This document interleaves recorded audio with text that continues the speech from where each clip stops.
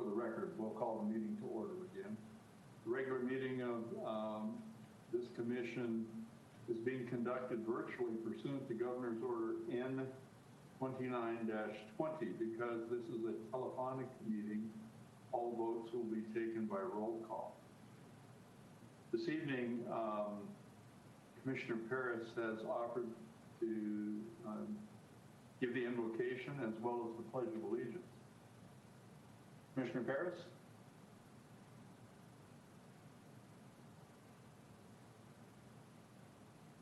Sorry, had to unmute.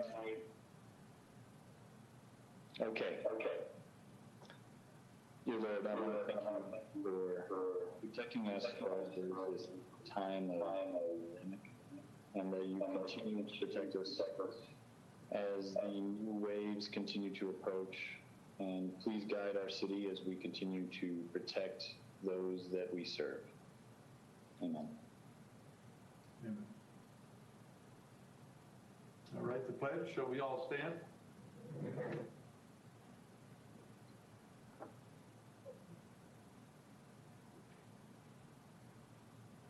I pledge allegiance to the flag of the United States of America and to the republic for which it stands, one nation, under God, indivisible, with liberty and justice for all.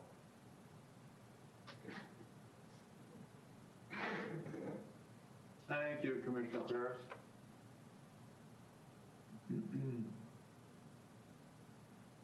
May we have the roll call, please, and any announcements? Commissioner Tufts?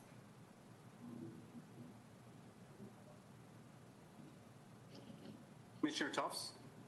Yes. Present. Okay, I had something walked over you. Sorry. Okay. Commissioner Paris?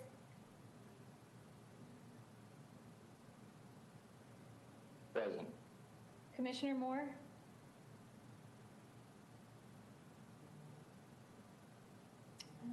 He said he was on the call, but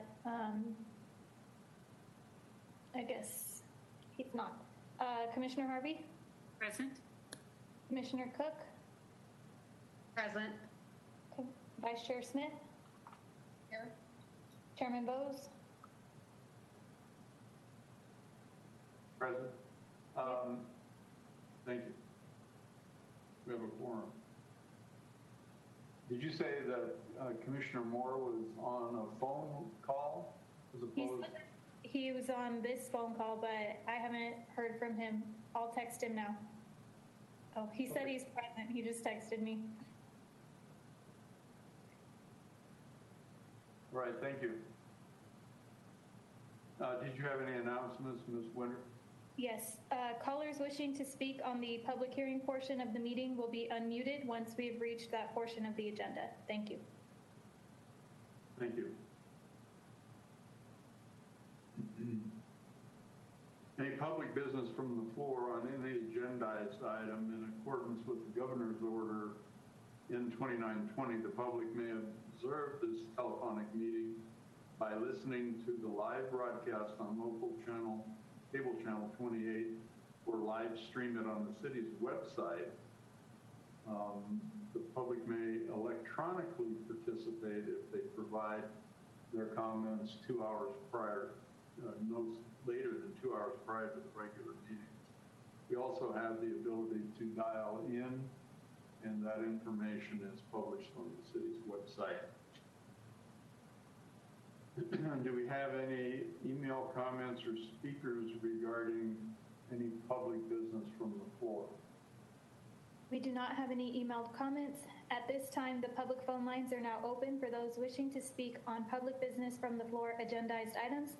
Any callers wanting to comment, please press *6 now. State your name and then wait until you are called upon. Does not look like we have any public speakers. All right, thank you.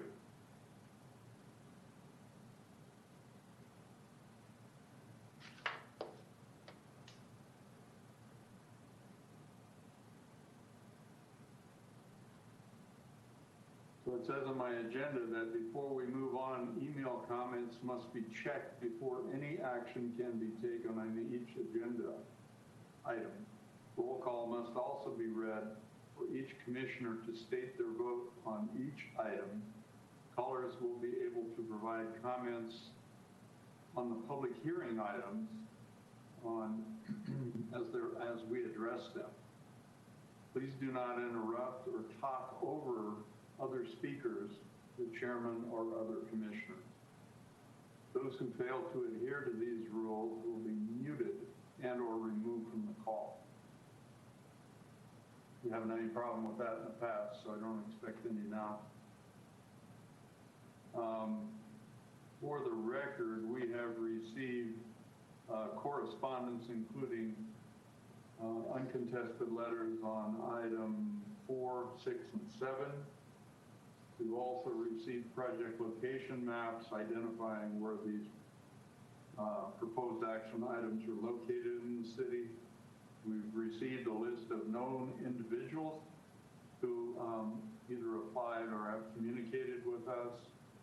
And we've received a modification list of, since our last meeting, indicating some changes in staff reports. We also received today a site plan on item number 4, I believe, a revised site plan on item number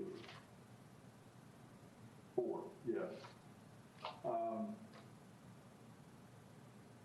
So before we move on, any comments from commissioners? No? All right, thank you.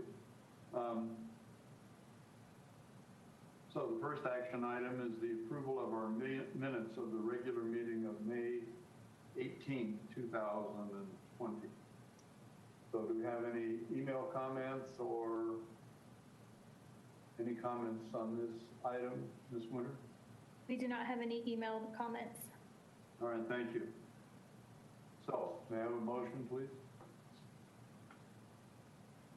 I'll make a motion that we accept and approve the minutes from our regular meeting of May 18th, 2020. Second. I will second the motion. Thank you. Thank you.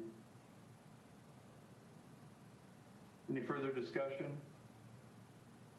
Please call the roll. Commissioner Tufts, Yes. Commissioner Paris, Yes. Commissioner Moore,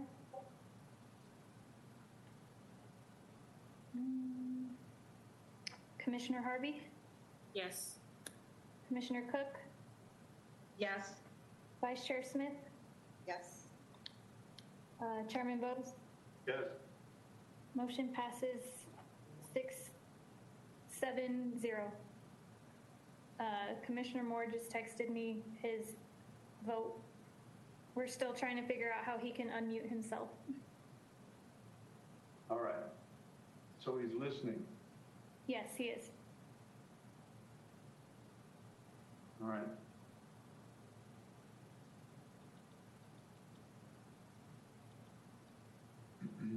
I forgot to mention that this is a special meeting. Our regular meeting last Monday was continued to this day because we had challenges with the telephonic portion of the meeting wherein one of the, was it T-Mobile, was not operational. We were concerned about folks not being able to access the meeting who may wish to offer testimony, comments, or whatever.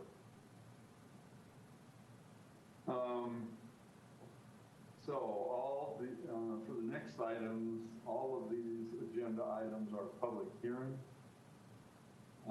We opened all the public hearings on June 15th and continued them until today. The first item is number 2, Senate Bill 743. The city of Lancaster is the applicant. And as I mentioned, the public hearing is open. Who's presenting, Mr. Niebla?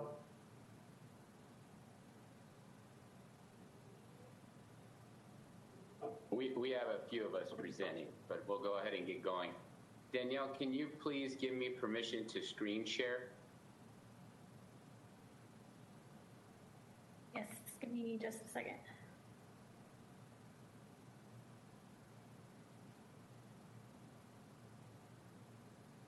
Okay, I think you should be good to go now. Yes, thank you. Unfortunately, it's the wrong, here. Exit out of that.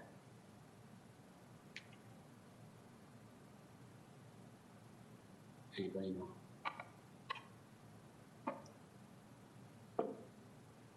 Bear with me, we gotta figure out how to bring up the correct screen here.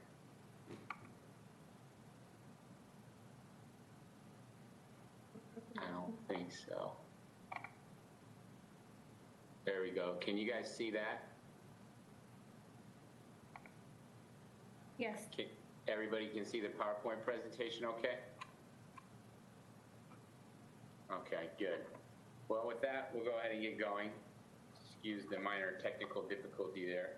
First time presenting through WebEx. Good evening, commissioners.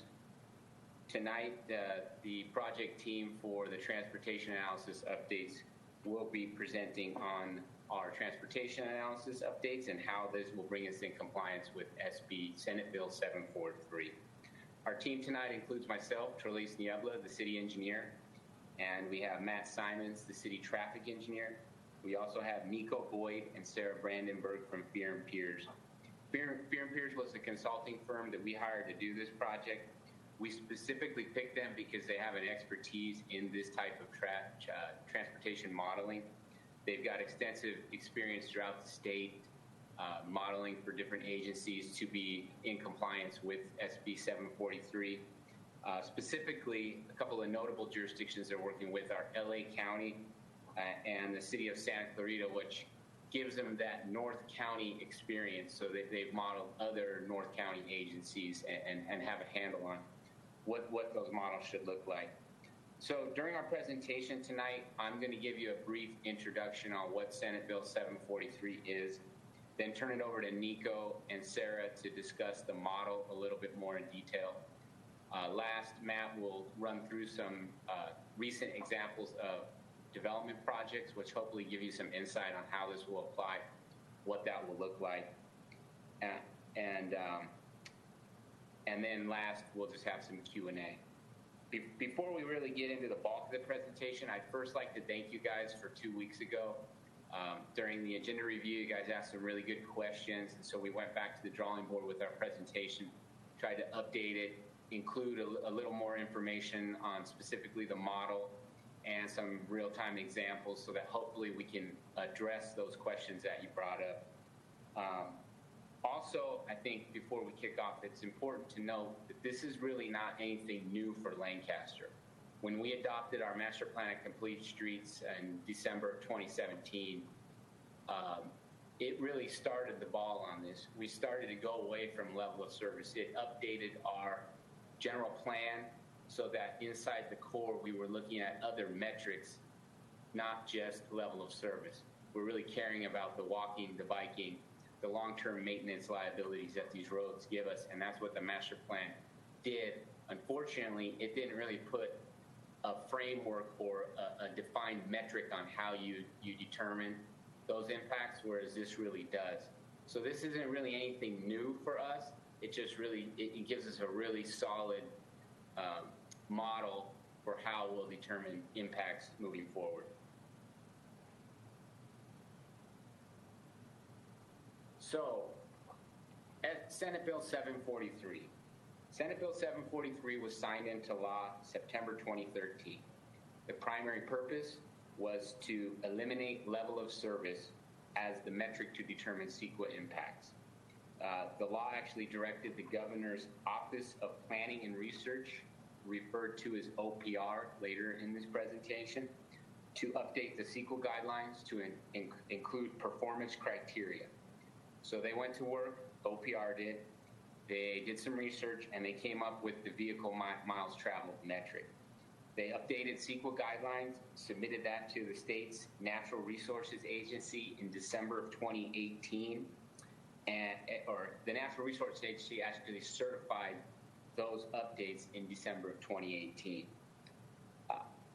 The law did mandate that as of July 1st, 2020, lead agencies such as the City of Lancaster had to go away from level of service and utilize the VMT metric. There's been several court cases since the law passed. All of them have upheld SB 743, and specifically they've upheld VMT as a metric, as the metric to determine CEQA impacts. So the state's main purposes for adopting Senate Bill 743 were one, to reduce greenhouse gases, two, to encourage infill development, and three, to improve public health through active transportation. And the reason I mentioned the state's primary goals is because they really line up with the City of Lancaster's goals. If you look in Lancaster, we've adopted our Master Plan of Complete Streets, Master Plan of Safe Routes to School, and our Master Plan of Trails and Bikeways. All of these plans prioritize active transportation projects or design guidelines for our streets. So prioritizing other users, not just the driver. We prioritize the pedestrians, the bicyclists. We're looking at long-term maintenance cost of our roadways, trying to bring that down some. So though that goal, the active transportation goal that the state set, is also is in line with the City of Lancaster's goals. The other thing we've done recently is in 2019, the city adopted the STIR initiative, Strategic Technology, Innovation, and Resilience, a vision for the future of Lancaster. In that document, identified several guiding principles. The first one I'd like to highlight is generating value from within the core. So we set a goal to focus on infill development. Well, that's also a goal of Senate Bill 743. So the implementation of these transportation updates helps us meet that goal. Specifically, when Nico and Sarah share the model with you, and Matt goes over a couple examples, I hope you guys see that the way that we've selected our VMT baselines, it actually is beneficial to development within city limits in City of Lancaster. And it really helps the infill development in the Antelope Valley. The second guiding principle is building for resilience and adaptation. So in this STIR document, we recognize that economies change. You know, the auto mall is a great source of sales tax revenue now, but it may not be in 20 or 30 years. So we've got to constantly be looking at where is the future and what changes can we make to ensure we're economically viable in that future as a city. Another example of this is our Master Plan of Complete Streets. It really looked at our streets. How do we make them safer? How do we make them for all users? How do we create a sense of place, kind of like the boulevard? And how do we meet future road demands for all users? So I hope that kind of gives you or frames this as this state's Senate bill is really in line with a lot of City of Lancaster goals as well. With that, I'll turn the presentation over to Nico and Sarah, and they can present on and give you a little more deep dive into the VMT model. Awesome. Thanks, Trelise. Thanks for having us, everyone. It's great to be here. Wish that we could be with you in person, but doing it virtually is a close second. Again, I'm Nico, and my colleague Sarah's on the line. She's going to help out with Q&A, but I'm going to go ahead and dive into some of this content. So the key change with SB 743 is that vehicle miles traveled, or VMT, is replacing level of service as the measure of traffic impacts in the context of CEQA. So as you're probably familiar, level of service, or LOS, is essentially a measure of either the delay or the congestion that drivers experience both at intersections and then sometimes also along individual roadway segments. And typically what we do is we look at the incremental increase in delay or the increase in congestion that can be attributed to a development project, and that is the measure of traffic impacts. From an environmental perspective, though, the major limitation of LOS is that it measures the impact of development to drivers and to the experience of driving instead of measuring the impact of driving itself on the environment. VMT, on the other hand, takes, just like LOS, it starts with trip generation, or the total number of trips that we can expect to be generated by a project, and it uses that to estimate the vehicle miles traveled that are anticipated from that project or could be attributed to it. So the focus with SB 743 is on reducing VMT, either by getting people to drive less or by getting them to drive shorter distances. So if mitigations are required in a situation where you have a VMT impact, those mitigations are going to more effectively reduce the collective transportation impact on the surrounding environment, and particularly on air quality, than the current level of service practice does. Next slide, please. So what is VMT and how is it calculated? VMT is calculated pretty simply. It's just multiplying the total number of trips by the length of each trip. So to take the example that we have on the slide here, if you had one car, for example, traveling 1 mile, that's equal to 1 vehicle mile traveled, 1 VMT. Whereas if you have 4 cars that are each traveling 10 miles, that equates to 40 vehicle miles of travel.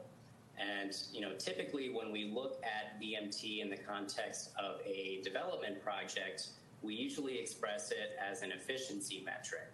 So we look at it on a per capita basis or a per employee basis, as opposed to just reporting the raw VMT that's going to be generated by a project, because using an efficiency metric allows us to better compare. So we can look at VMT on a per capita basis, for example, for a project, and compare that to VMT per capita for the city as a whole or the county as a whole, and we can get a meaningful comparison that way versus just looking at the raw number. So to calculate VMT, we use the SCAG, Regional Travel Demand Model, and on the next slide I'm going to get into exactly why we use the SCAG model. But basically the model allows us to look at vehicle trips that either start or end within the city or whatever geographic region we're analyzing, and we can estimate both the number of trips and the length of those trips. It's important to note that, when we're using the model to estimate VMT, trips that pass through the region that we're analyzing don't count towards that region's VMT. So, to use the city as an example, if we have a trip that's starting outside of the city, travels through the city to get where it's going, and then ends outside of the city, as long as that trip, didn't make any stops within the city itself, that trip is not going to count towards the city's average VMT. Whereas, if we had a trip that either started within the city and ended outside of the city boundary or vice versa, that would count towards the city's VMT. So just important to make that distinction. Next slide, please. So why the SCAG model versus some other tool?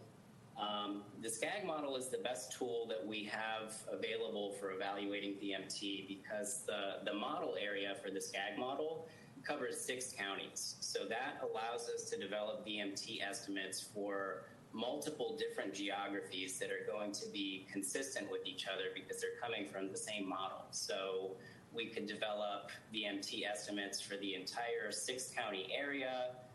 We could take one county within it. We could look at a planning area within the county or individual cities, and whatever estimates we produce are going to be consistent with one another. When we're looking at VMT at the city level specifically, the SCAG model is the most effective method for accounting for the length of trips that leave the city boundary. And that's particularly important for commute trips because we know based on census data and based on what the model's telling us that a lot of people who live in the city don't work there. They're commuting somewhere else to get to work. And a lot of people who are employed within the city don't live there. So we need an accurate way of accounting for the length of their trips. And the SCAG model pretty effectively allows us to do that. So to get into a little bit more detail, what the SCAG model is essentially doing is it takes the entire 6-county region and it breaks it up into what's called transportation analysis zones. And in this map at the bottom of the slide here, you can see the TAZs, this is the shorthand for that. You can see the city of Lancaster's TAZs. There's 164 of them in total. And what these zones essentially do is they represent areas of more or less homogeneous travel behavior. So when we look at the outputs that we get from the model, the VMT estimates that we get are presented at the level of the TAZ. And as I was explaining before, one of the advantages of using the SCAG model is that it breaks up the entire 6-county region into these discrete TAZs. And then, when we want to develop our efficiency metrics and we need to express our VMT, on a per capita basis or a per employee basis, we can drill down to the TAZ level and find out, what the population or what the employment is within any specific TAZ and develop our VMT estimates that way. And essentially what we do when we want to aggregate up and we want to look at VMT on the city level or the county level, whatever level it is, we basically just identify the TAZs that fall within that boundary and we aggregate those together to create our estimates. Next slide, please. So why the Antelope Valley planning area? Taking a step back, so in the context of SB 743 and measuring transportation impacts using VMT instead of LOS, one of the decisions that a city has to make is what the threshold of significance is going to be. And as Trelise was mentioning, OPR has developed the state guidelines around SB 743 and recommendations for cities. And what they've recommended is using a threshold of 15% below, the quote unquote regional baseline. But it's ultimately up to each city to define what the region is. What region are you comparing yourself to? So as we were beginning this process of, identifying what is an appropriate significance threshold for Lancaster, we looked at the baseline VMT estimates for a few different regions. We looked at the entire SCAG area, all 6 counties. We looked at Los Angeles County, the Antelope Valley planning area, which is the LA County planning area that Lancaster is located in. And then, of course, we looked at the citywide average. And what we found is that, the average VMT for the city is typically higher than the average for both the SCAG region and for LA County. So if we used either one of those geographies to set the significance threshold, we would effectively be making it less attractive to develop in Lancaster because it would make it more likely that a project would have a significant transportation impact. But on the other hand, the average VMT within the city is, in almost all cases, lower than the average VMT for the Antelope Valley planning area. So if we set the significance threshold off of that and we go 15% below Antelope Valley, we're effectively incentivizing development in Lancaster versus some other part of the Antelope Valley where the average VMT estimates might very well be higher than the region average. Next slide, please. All right, so transportation characteristics. At the outset of the process, we took a look at the city's commute characteristics from the census, both to better understand the local context, but then also to compare what the census says to what the SCAG model says to check for consistency. And as you can see in the slide here, 75% of people who live in Lancaster work outside of the city. And about 2/3 of people who work in the city live somewhere else. In terms of commute distance, 60% of Lancaster residents travel more than 25 miles to get to work. And that's compared to 40% of people who work in Lancaster, which tells us that on average, people who live in Lancaster have a longer commute than people who work there but don't necessarily live there. And that's very consistent with what the model is showing us. Understanding commute patterns is pretty important in the context of SB 743 and this VMT analysis because it has a direct effect on the types of VMT efficiency metrics that we use when we're evaluating development projects. And there's basically three types of efficiency metrics that we use. The first is total VMT per service population. And essentially what that is we look at the total VMT within a region. And a region can be anything as small as a single TAZ all the way up to the entire SCAG 6-county area. We take that total VMT within the region that we're analyzing, and we divide it by the sum of the number of employees who work within that region and the number of residents who live within that region. And this particular metric is useful typically in two cases. The first is when we're looking at a really large development project that is likely to exert a really big influence on just travel patterns throughout the city. Things that could potentially redistribute trips, redistribute VMT. We want to look at the change in total VMT in that context and not just one component of the VMT. The other kind of use case where this efficiency metric makes some sense to use is when we're evaluating something like a general plan or a specific plan that's proposing major land use cases. And that's basically the same story. If we're proposing land use changes that are going to alter the distribution of trips in the region, we want to look at the change in total VMT.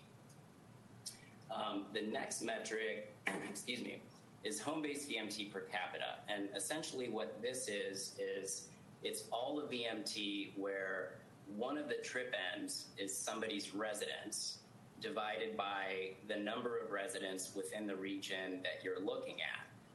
And this is the metric that we typically use when we're evaluating residential projects. So it doesn't matter if that's single-family residential, multifamily residential, this is the pertinent metric. And this graphic on the top of the screen here kind of explains what trip types count towards this efficiency metric. So, focusing in on these red arrows, let's take the hypothetical example of person X. They wake up, they go to the gas station. From the gas station, they go to the store, they buy something to eat. From there, they go back home. Then they go get a cup of coffee. From the coffee shop, they go to work. And then at the end of the day, they travel from their workplace back home. So the red arrows show the trip components where the person's home is one of the trip ends. So of all the trips that this person made over the course of the day, these are the ones that count towards home-based VMT per capita. The last efficiency metric that we look at is home-based work VMT per employee. This one is pertinent for office projects, retail projects, anything that has a really prominent employment component. And basically what this is it's all the VMT that links a person's residence with a workplace divided by the number of employees in the zone that you're looking at. So, using the same example of the trips that a person makes in the course of their day, the only one in this example that would count towards that home-based work VMT per employee is the trip from work back home at the end of the day. All right, next slide.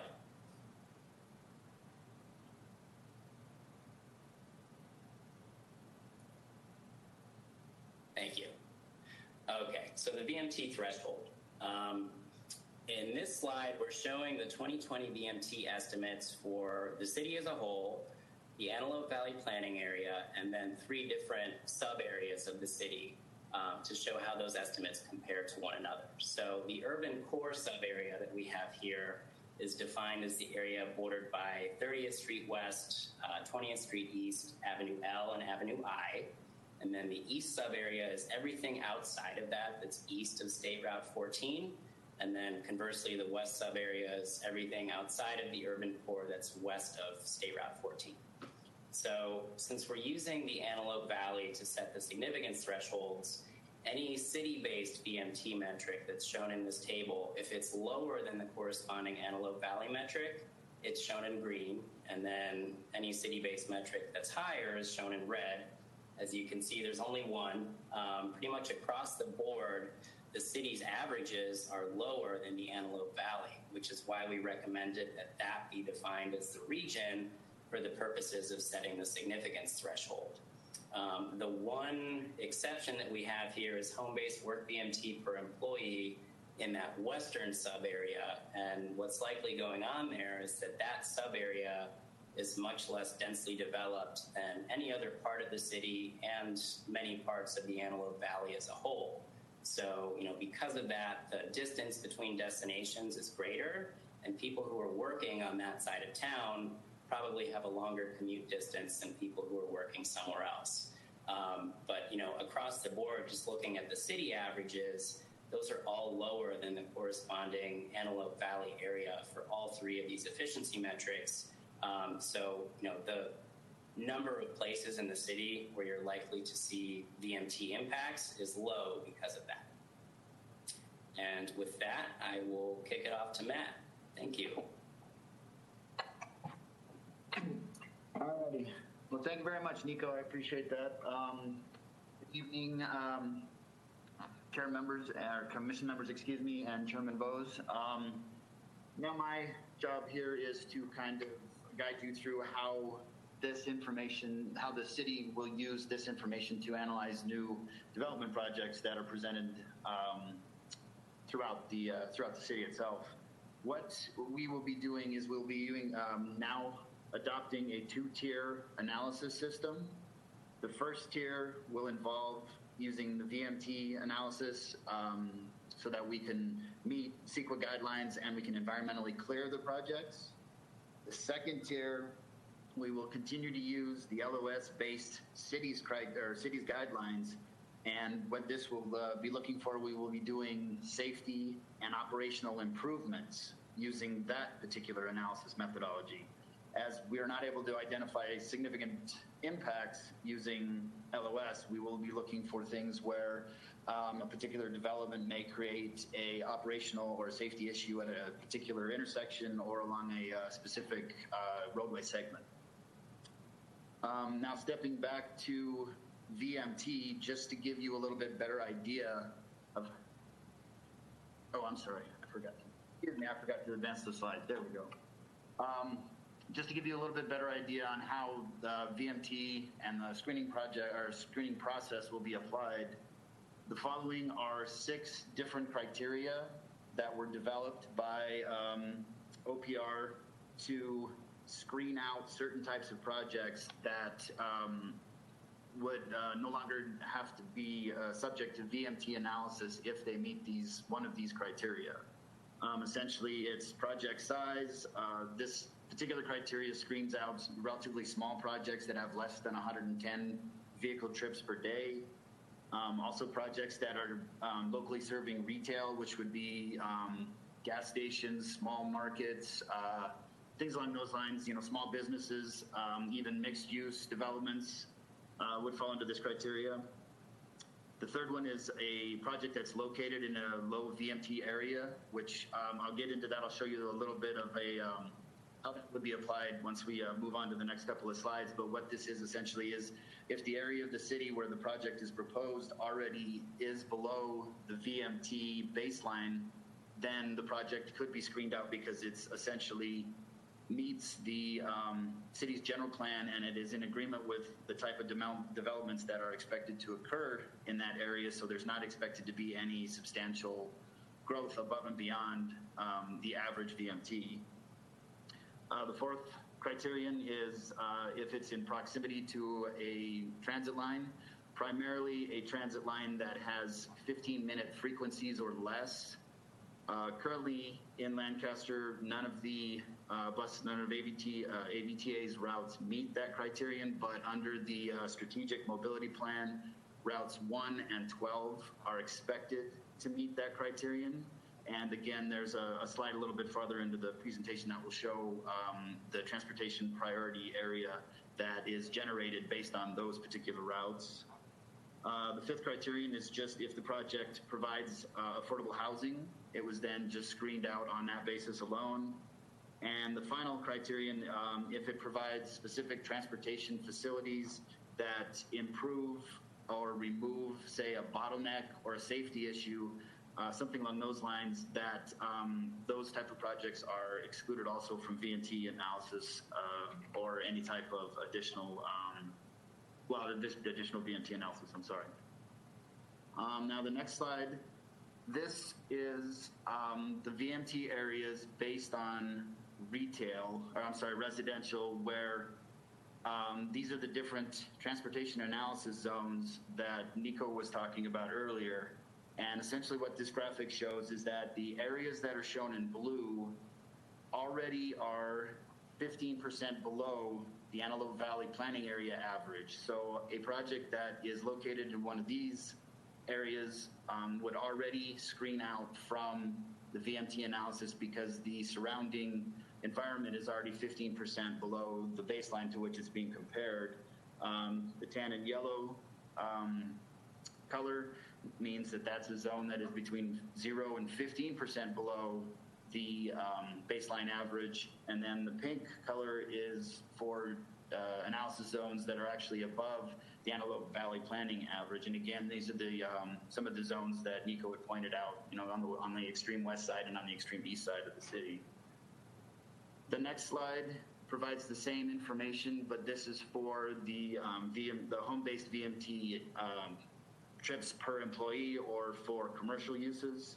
Again, you can see that a vast majority of the city is already meets the 15% below VMT threshold, or is very, very close with only 0 to 15%, 0 to 15% below. So right now, projects located in most areas of the city would not be required to conduct a VMT analysis, or if they did, the mitigation measures that may be applied to those would not be overly drastic because they do not have to reduce their VMT to a significant degree. The final map that I wanted to show, this is where I was talking about the transit priority zones or transit priority areas. This particular graphic shows the areas that are associated or within 1/2 mile of either Route 1 or Route 12 on AVTA's current schedule. Again, like I said before, AVTA does not currently meet this, but under the proposed improvements for the strategic mobility plan, once those improvements are implemented, this would be applicable where any project that is developed within that particular area or within those particular areas would be excluded from a VMT analysis. So now to show how this actually works and how it's put into, oops, go back one, there we go. To show us how this is actually used and applied to an actual project, the next several slides are example projects of projects that have been approved here in the city, and we sent through and tested these against the VMT analysis to just show what the actual results would be. The first one is the mixed use. Anyway, it's a mixed use project that's located at the corner of Avenue K and 10th Street West. It consists of 15,000 square feet of restaurant and 6,000 square feet of retail uses. As you can see in the box below the site plan, this project would not be screened out due to size, just because it is larger than the 110 daily trip threshold, but it would be screened out of the requirement for VMT analysis because it consists of local serving retail, small shops, again, small offices, things along those lines. If this particular project were to have to do a VMT analysis, this is just for background information to give you a little bit more information on how VMT works. Based on the VMT generated by this project when compared to the baseline VMT, this project would come out as 13% less than the baseline average, which, as the city is currently considering 15% less than VMT to be the threshold for which a significant impact is determined to have happened, this project would therefore have a significant traffic impact, but it would not be a very large impact because the project is 13% under the threshold, whereas, or I'm sorry, 13% under the baseline, whereas the threshold is 15%. So they would have to make that up with the application of some sort of mitigation measures to reduce either the number of trips or the length of the trips that are occurring from and to that project. The second example project is a multifamily project that's located over 1752 East Avenue J4, just to the west of 20th Street East. This project consists of 264 apartments. And again, as you look in the VMT screening results, the project does not get screened out because it does generate more than 110 daily trips.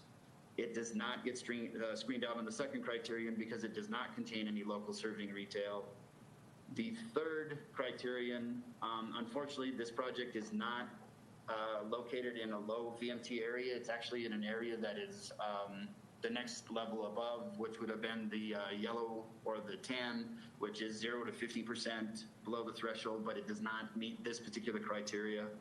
So the next criterion through which it is screened out is the fact that it would be located in a transportation priority area. So again, because of where it's located along Route 12, this project would not have to undergo a VMT analysis itself. Again, if it did, just to give you another reference point, this project would come out at 8% less than the regional baseline. So again, based on the city's criterion of any project that is 15% or more does not have a significant impact, this project would also be considered to have a significant traffic impact under that particular criterion if it were required to continue and conduct the VMT analysis. Okay, two more projects real quick here. The third project is located at Avenue L and 20th Street West. Again, this is a mini mart or a convenience store with a total of 12 fueling stations in the gas island. Again, this project is not screened out based on the total number of daily trips, as it generates more than the threshold, but it does meet the second threshold of locally serving retail again, so it then again would be screened out, would not require any VMT analysis. If we look at that VMT analysis, this project actually comes in at 7% above the baseline criterion, and so this project would require a little bit more substantial mitigation than some of the earlier projects and would be considered to have a significant transportation impact. And then the last the last example project is a residential project with 543 single-family homes located at 40th Street West and Avenue I. Again, this project is not screened out based on its overall size. It's also not screened out because it does not contain any local serving retail. But in this particular case, it would be screened out because the area in which the project is proposed is a low VMT area, which is already beneath the 15% baseline. And since the project is consistent with the other, long-range planning that is expected in that particular zone, it is not considered to generate enough trips that would push it above that threshold. So again, this project would also screen out under the VMT criteria. And finally, if this one were to, if we do the VMT analysis on this one actually shows that it is 21% less than the VMT in that particular zone. So this particular project would not have a significant traffic impact because it is below the 15% criteria. And then finally, the last slide that I'll talk about here, these are just some of the mitigation strategies that are available for projects to help reduce a VMT impact. These range in terms of you can increase the density of a project or you can increase the diversity of a project.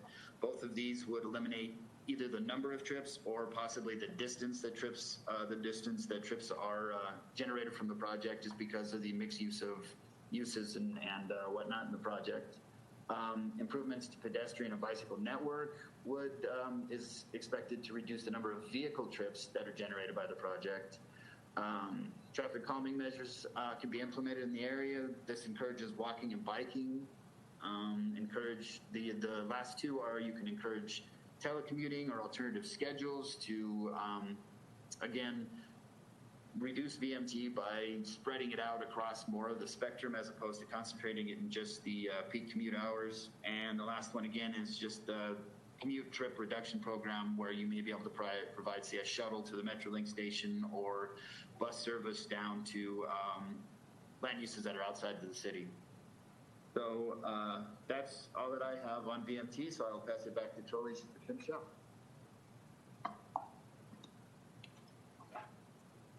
Thank you, Matt and Nico. So we hope that that presentation did a good job at addressing the questions that you brought up 2 weeks ago. With that, staff would recommend that commission take action as identified in the agenda report. We don't have any more today, so we're here for questions if you have any. How do I share the screen? Well, thanks very much for. I do have multiple questions on this. Can we go to table 3 on the presentation, please? There was one of your slides that said table 3. It's where they down selected the lower number that they were going to utilize.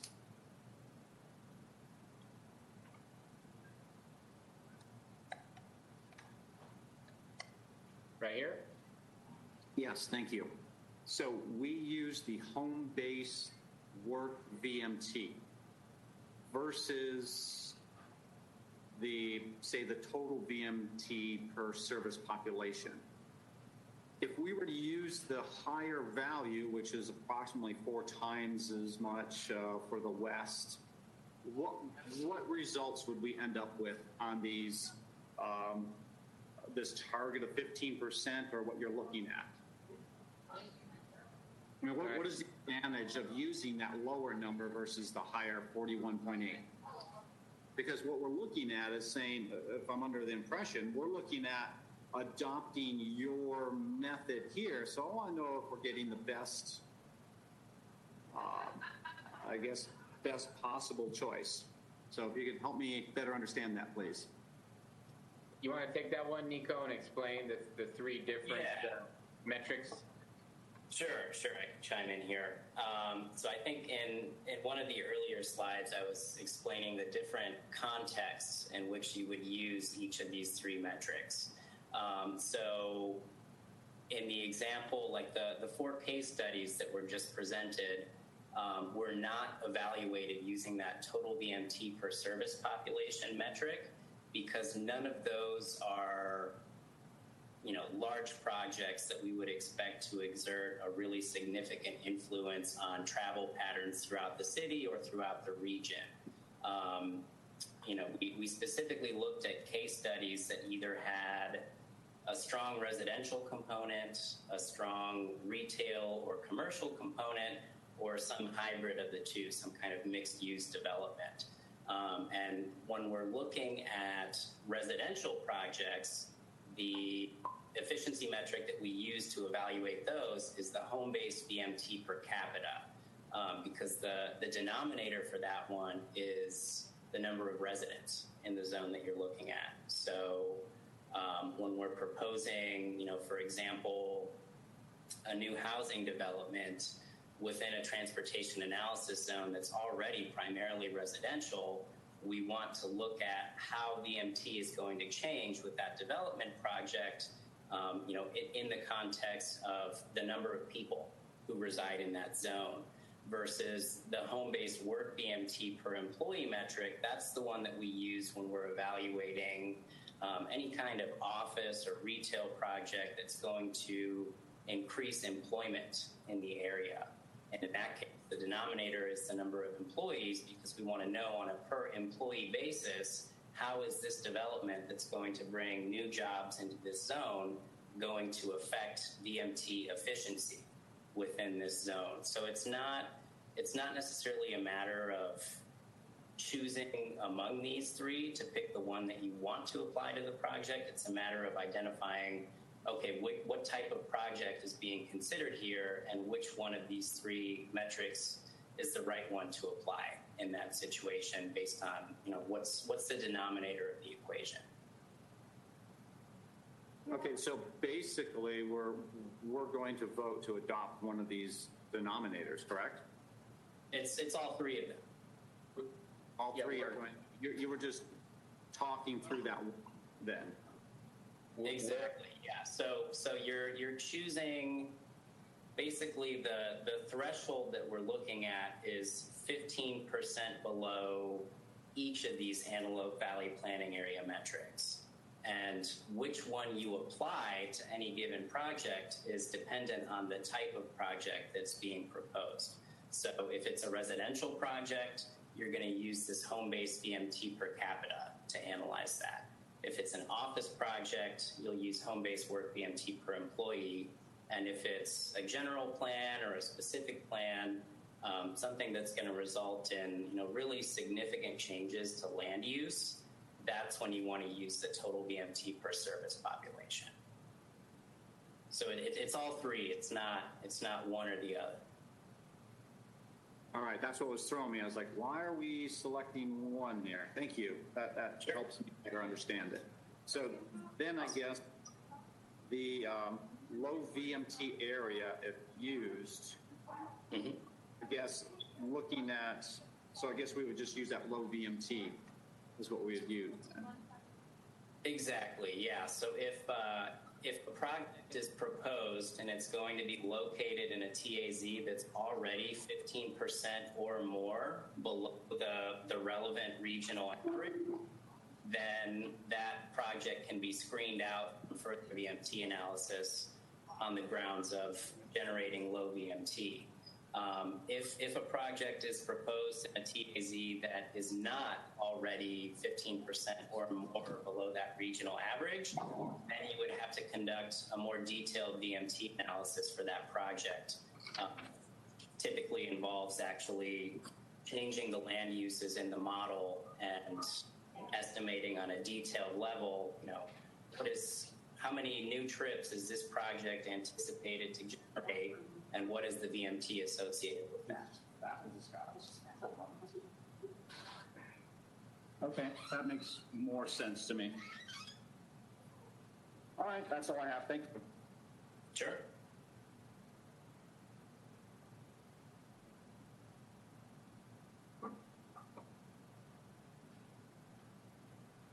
Thank you. Any other questions? Well, before we proceed, there may be some from the public. I don't know if you've had any email comments or speakers on this winter. We do not have any emailed comments. Okay, thank you. Members?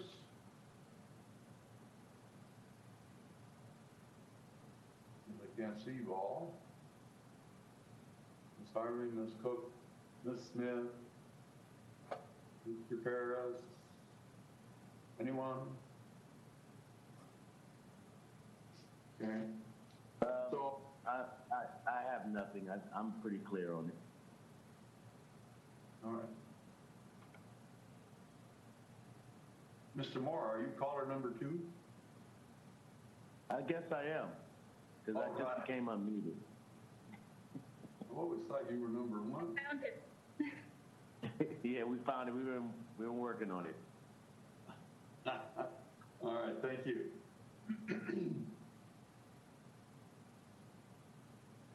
I was looking But I at have nothing. So question, if it's quote, an affordable housing project, so that would mean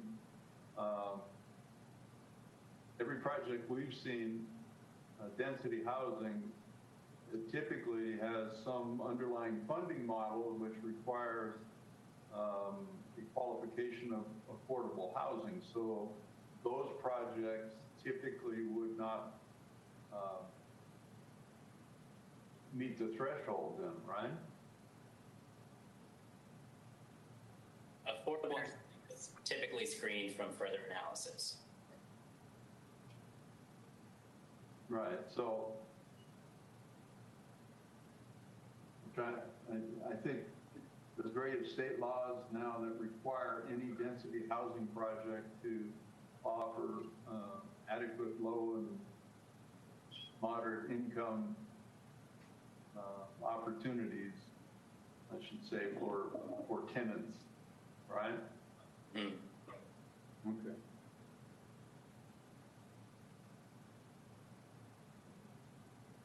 So it's still ultimately, it's, you go through the exercise, and the burden, if it meets a threshold where it requires a VMT analysis, then that applicant is burdened with that additional step and that additional cost. It's not something that the city will provide. It's something that the applicant would have to engage consultants such as yourself or others to prepare the analysis. What's that word? Cost-wise on, pick a project. Let's talk about a big box user, for instance. Yeah, I could jump in here in terms of level of effort. So it really depends on the size of a project. I think kind of a typical office residential project is under $10,000. It's maybe in the $7,500 range.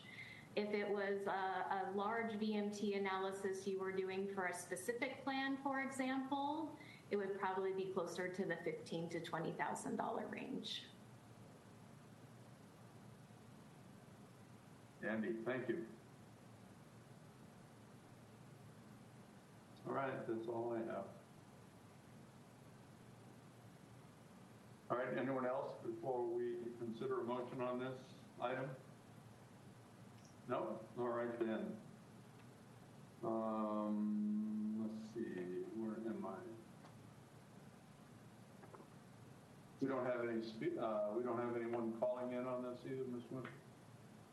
At this time, the public phone lines are now open for those wishing to speak on the public hearing for SB 743. Any callers wanting to comment, please press *6 now, state your name, and then wait until you are called upon. Speakers are limited to 3 minutes each. It does not look like we have any callers. All right, thank you very much. So then without objection, we'll close the public hearing on this matter and consider a motion. I move to motion to adopt resolution number 20.09, recommending the City Council approval of General Plans Amendment number 20-09 for the amendment for the physical mobility chapter for the adoption of VMT baselines and thresholds as required by Senate Bill SB 743. I'll second that. Thank you. Thank you more, Commissioner Cook. All right, any further discussion? Would you please call the roll, Ms. Winter? Sure. Commissioner Tufts? Yes. Commissioner Paris? Yes. Commissioner Moore? Yes. Commissioner Harvey? Yes. Commissioner Cook? Yes. Vice Chair Smith? Yes. Chairman Bowes? Yes. Motion passes 7-0. All right, thank you. And Trulise, thank you very much for pulling this all together. And was it Matt, Nico, and Sarah for participating today and giving us a thorough explanation, that's for sure. We appreciate it. Mm-hmm. And that. All right.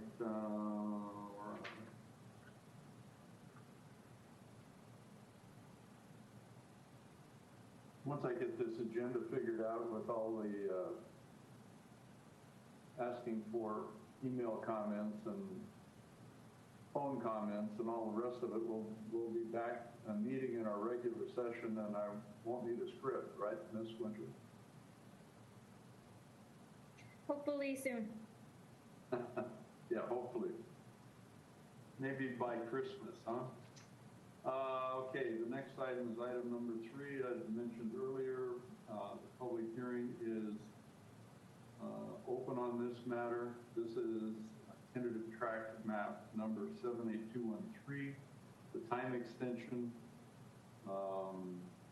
Antelope Valley Engineering is the applicant on behalf of the housing authority, I believe, or the city. I'm not sure. Is it the housing authority?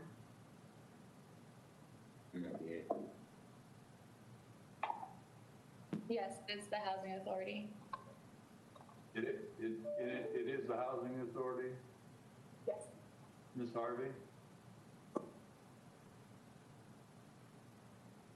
I didn't think it was the Housing Authority, but if it is the Housing Authority, I will have to recuse myself on this item as the applicant.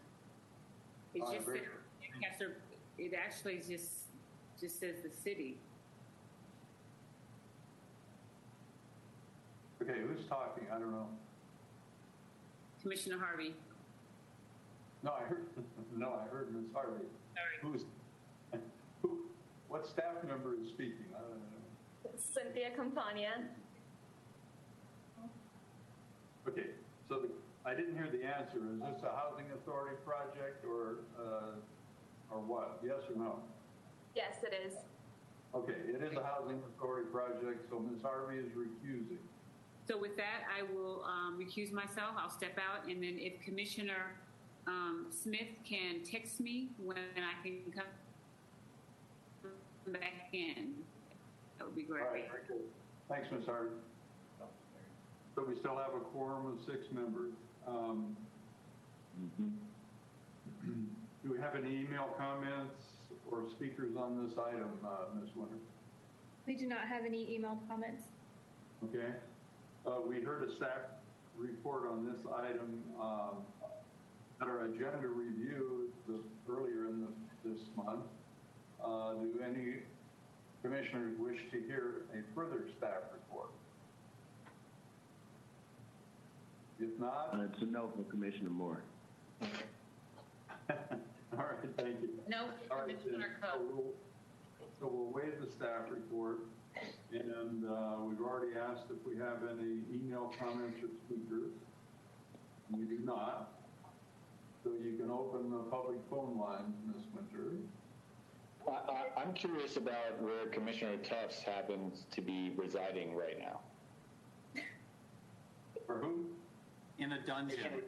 Commissioner Tufts, where are you right now? I'm in a dungeon right now. It looks like a locker room to me, my friend. This last background looked a lot more fun. Yeah, it was too much noise and commotion, unfortunately. So, So, just saying. Respect. that's a good problem to have, though. Indeed. Okay, that's all I have. Good question, thank you. All right, we don't have any, you open the phone lines, I'm sorry. Sorry. At this time, the public phone lines are now open for those wishing to speak on the public hearing for tentative track map 78213. Any callers wanting to comment, please press *6 now, state your name, and then wait until you are called upon. Speakers are limited to 3 minutes each. And it does not look like we have any public comments. All right then. Any further comments from members before I close the public hearing? So hearing none, without objection, we'll close the public hearing on tentative track 78213 and consider a motion. I move that we adopt resolution number 20-10, granting a 2-year time extension to May 14th, 2022 for tentative track map number 78213 and conditional use permit number 17-27 for a residential planned development of 167 single-family lots and 7 open space lots. Thank you. Second. Commissioner Moore approves. I'll second. Mr. Paris? Thank you. All right. Is everyone really excited to get back to the council chambers? Yes. Yes. Dying. All right, then. Call the roll, please, Ms. Winter. Commissioner Tufts? Yes. Commissioner Paris? Yes. Commissioner Moore? Yes. Commissioner Cook? Yes. Vice Chair Smith? Yes. Chairman Bose? Yes. Motion passes 6-0, 1 recused. All right, very good. Thank you. All right, then, the next item is item number 4. This is also a continued public hearing for conditional use permit 1719.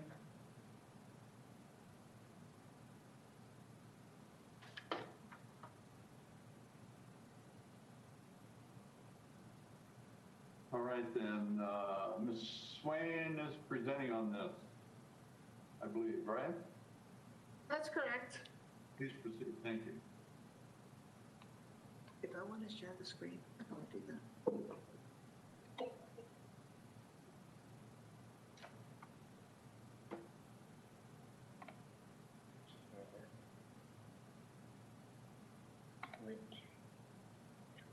Okay.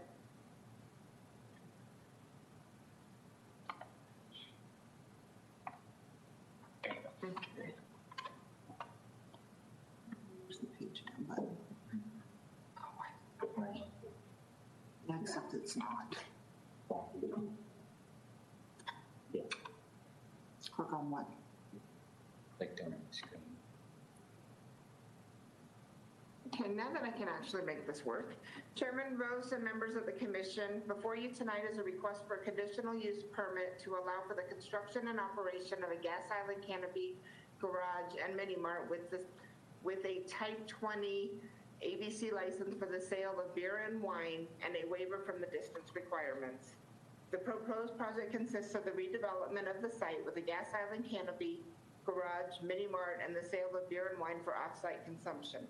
The gas island canopy would be located in the central portion of the project site and would consist of 12 fueling stations. These fueling stations would be screened to the extent feasible by the mini mart and garage buildings located along Avenue I and 20th Street West. The mini mart and garage buildings would wrap around the corner fronting both Avenue I and 20th Street West. The mini mart would be approximately 2,600 square feet with its primary frontage on Avenue I, and access would be provided from the street side at the corner of the intersection and from the interior of the site. A small restaurant with limited seating would be located within the mini mart area. 4 cooler areas totaling 128 square feet would be provided for alcohol, 3 for beer, 1 for wine. Adjacent to the mini mart and fronting 20th Street West would be a 1,300 square foot garage building for auto repair. The garage auto repair facility would be open Monday through Friday from 8 to 5 p.m., closed Saturday and Sunday. The mini mart would be open Monday through Sunday, 6 a.m. to 11 p.m., and alcohol sales would be at the same time as the mini mart operations. The restaurant interior to the mini mart would be open Monday through Sunday from 10 a.m. to 10 p.m. A mini mart is considered to be a primary off-sale alcohol beverage establishment per section 1742.020 of the Lancaster Municipal Code, and as such it is subject to the separation distance requirements. Specifically, the section states that a new primary off-sale establishment is required to be 300 feet from residential uses or residentially designated properties and 500 feet from other primary alcoholic beverage establishments. There are no residential uses located within the 300 feet, and there are 2 primary off-sale establishments, the AM/PM gas station and the Chevron, located within the 500 feet. As such, the applicant is requesting a waiver from the separation distance requirements. I would be happy to answer any questions, but staff is recommending approval of the project with a waiver from the alcohol distance requirements.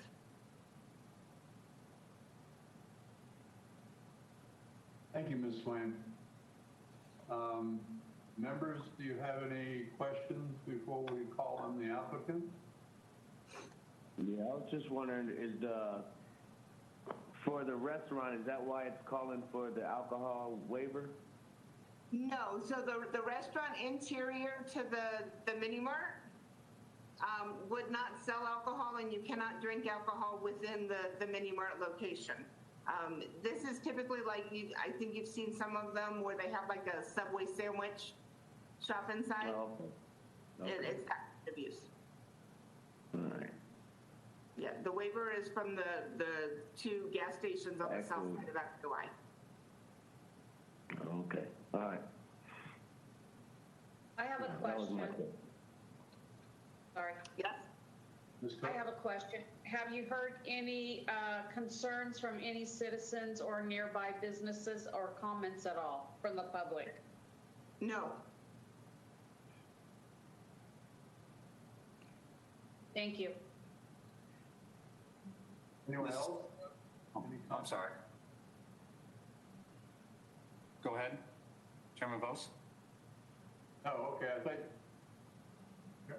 Commissioner Tuss, did you have something you wanted to ask? I did have a question about the hours of operation of the other two gas stations and mini marts there. So I actually don't have an answer for you because neither of those locations are have a conditional use permit as they sold alcohol prior to the adoption of our ordinance and they're grandfathered. Okay. All right. Thank you. Anyone else? So is the applicants, or the applicant or the representative wish to address us? I do know that the applicant's engineer is on the phone. They did submit an uncontested hearing letter agreeing to all of the conditions. Oh, the applicant's engineer is here, right? Correct. Mr. Hambali is on the phone. Right, okay. Well, we may have some questions for him.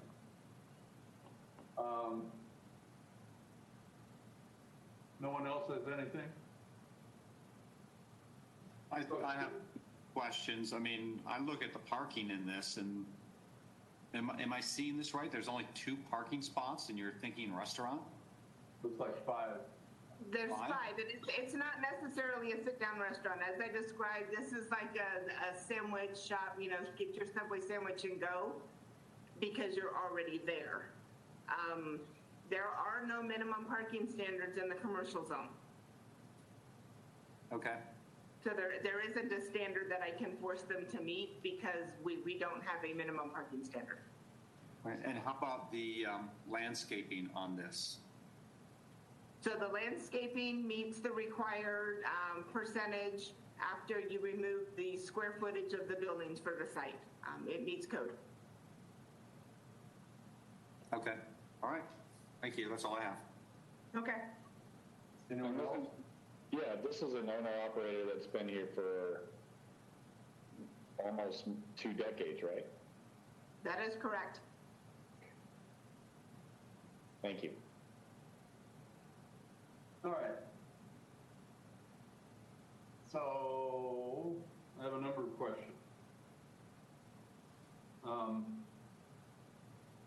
The floor plan that was provided to us doesn't have any keynotes, but there's a lot of keynotes identified, so you can't make a determination of what was provided.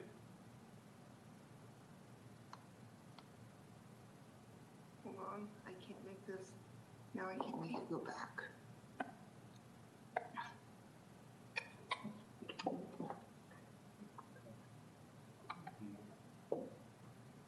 It's going the other way. That one? Okay. Brooklyn. Okay.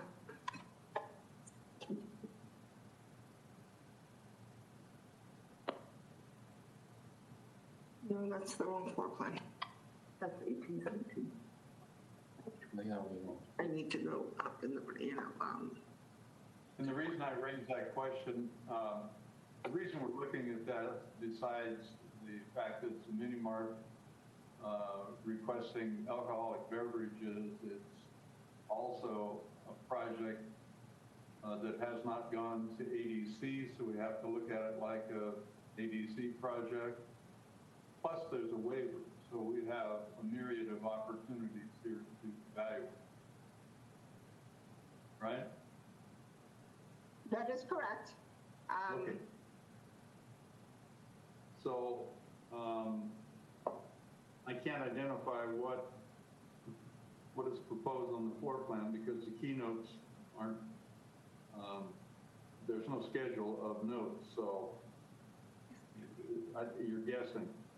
So the operating hours for fuel sales are 24 hours, but the mini mart and food operation are different hours. That is correct. So can someone tell me how you operate? So quite often, the mini mart associated with a gas station does not allow people inside the mini mart after a certain hour and the doors are locked. But there is almost like a cashier window. If they want to pay for cash for their gas, they can submit the cash in that window and get change back. So show me where that is, because it's not on any of the site plans. And since there's no keynotes, there's no way to identify the pasture window. Okay, and Hambali may be able to help with that one. That was my assumption. It may be credit card only. Ms. Swain, why don't we ask the person who's representing the applicant to respond? Okay, Mr. Hambali, do you have an answer for that?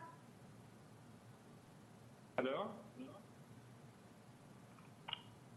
Yeah. We can hear you. Okay, yeah, hi. This one is, it's not like a drive-through. They could be like a pass-through window, but it's mainly going to be like ATM cards on the gas islands. And basically, we didn't plan for drive-through or pass-through windows after hours. So, when you look at the floor plan, there's no keynotes on our presentation, so it's a guess. So, although there is a window schedule, and the window schedule does not indicate a pass-through at all. If you look at the floor plan and where the cashier pay point is in relationship to the gas island, there's no direct visual observation from the pay point. So my concern, one of my concerns, I have many, but one of my concerns is how does a 24-hour operation where it requires full-time employees observing the operation, how do they do that if you can't see it? Okay.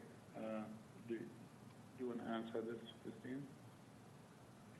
After hours, the mini mart is not going to be open. It's only the gas island. And they can use their credit cards through the gas island. But there could be an intercom also.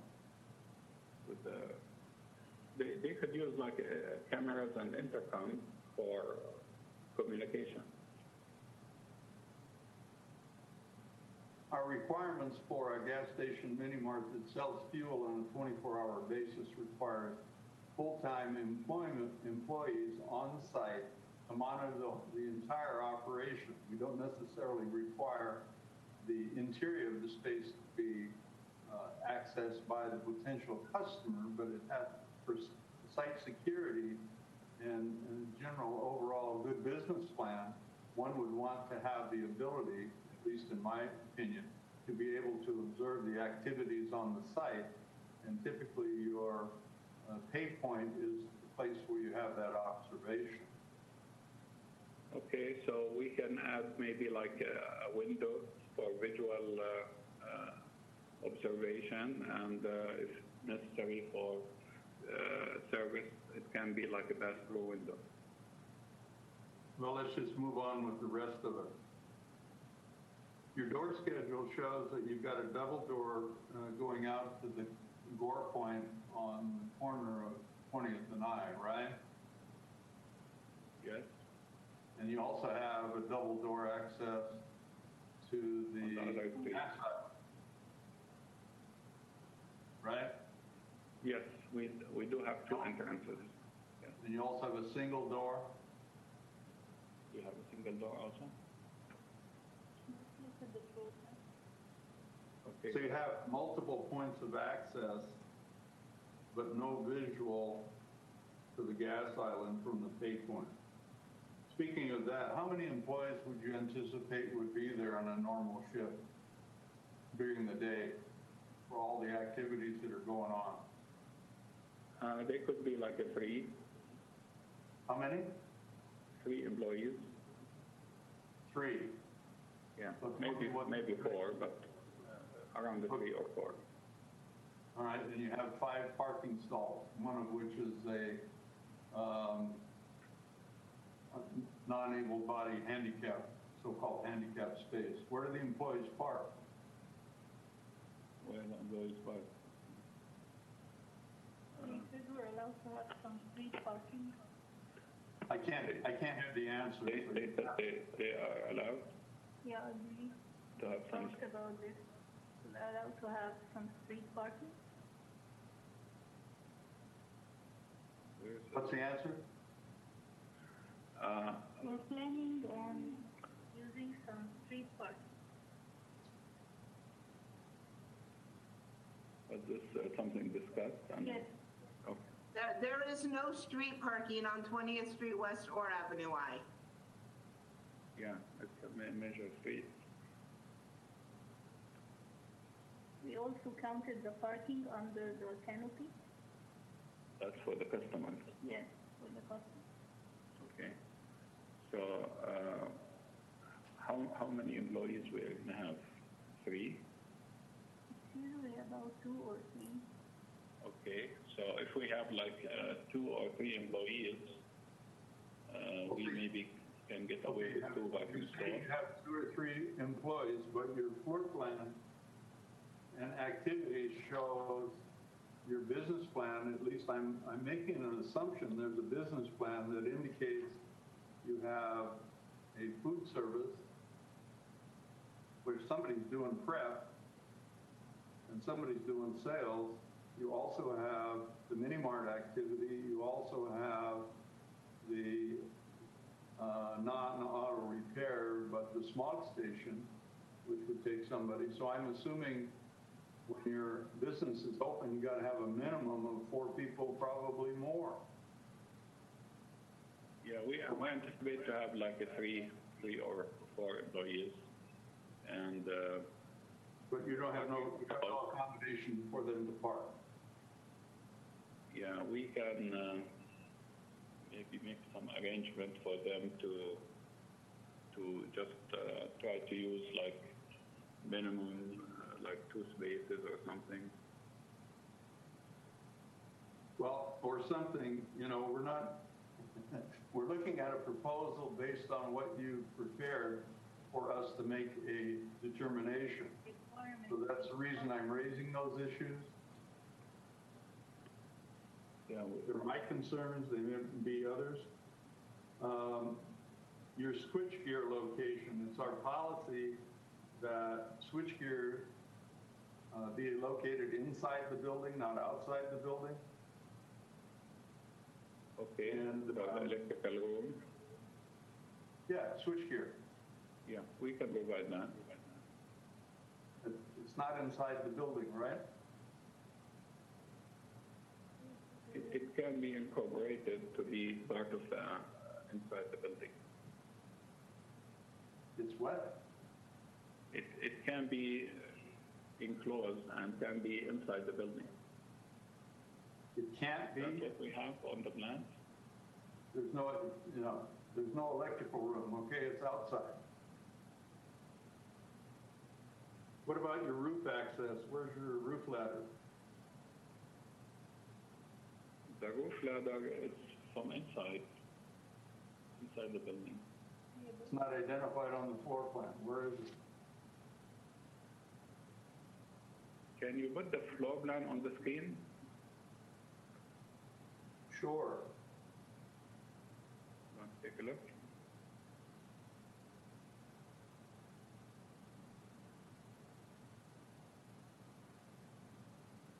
There's the elevation here.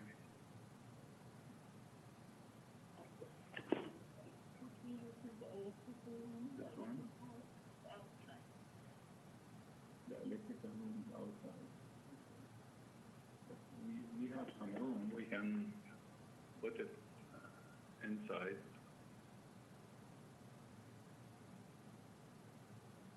We have some room there between the mechanic and the mini market area. So we have the room, we can put it inside. But it's not identified on the plan.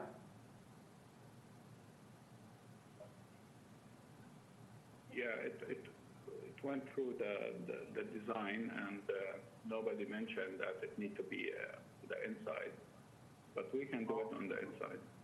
You have to access the roof, so what was your plan? Put it on the outside? The roof access can be also in one of the rooms in the auto repair area. We can have a ladder there to go to the roof, so it can be inside also. I think you're understanding my point is that your application is not complete, nor is it properly identified with the typical operational issues that one would expect from this type of use. On the plan, it's noted that your trash enclosure is a tube steel gate or wrought iron gate. It's not screened. The trash enclosure? Yeah. It's shown on the site plans all the way in the back, isn't it? Let's take a look at the site.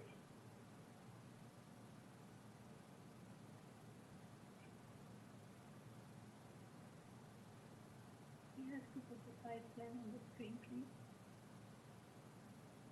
Can you put the site plan on the screen?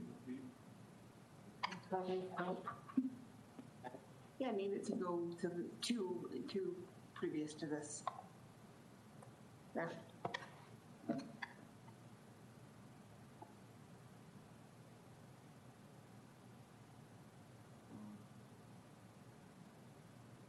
Where is the trash enclosure? It's right here. Okay. And is it screened with the landscaping all around it? Yeah, there's landscaping. It has a landscaping screen all around it. I'm talking about the gate, the access point. The front gate of the trash enclosure. This one has to be screened as well. It's facing the gas island, it's facing inside the lot. So do we need to screen it from the lot? Yeah, they're required to be screened. Okay, but it can't be screened from the interior of the lot because the interior of the lot has the gate to allow waste management to access it. The sides of it are screened with landscaping.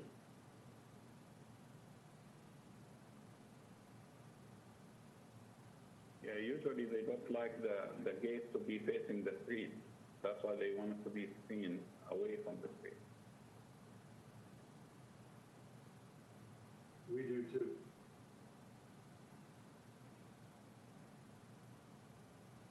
So let's talk about the smog station.